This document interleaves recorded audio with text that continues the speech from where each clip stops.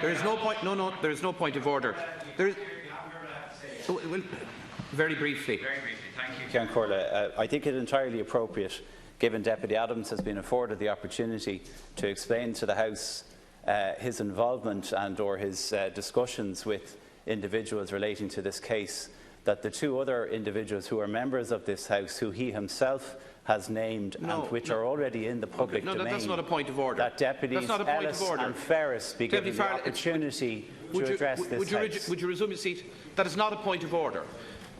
The House has agreed that the Deputy, and I have agreed, and the Business Committee has agreed, that the Deputy could make a personal explanation in accordance with Standing Order 46.1, and there is no provision for any response or any questions in relation to a statement made in such circumstances.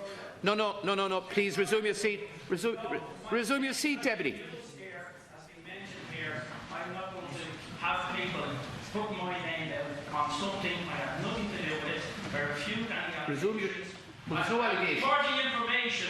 The man in question claims to be a solicitor. I was actually in jail for the period in Portlaoise and before that in America. So you should check your facts. Thank you, Deputy. Thank you, Deputy. We're returning to the motion on pension equality, and I call on Deputy William. Please. No. Please do not make a farce. Please do not make a farce of this.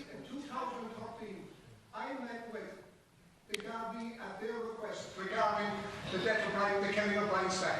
I cooperated fully with them, and I had nothing to answer for. Thank you, Deputy. It's disgrace what you would come in here and name me. Will you resume your seat? You're ashamed of yourself. No, wait.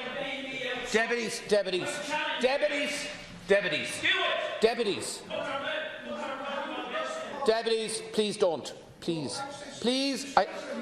Will resume your. Will you resume your seat?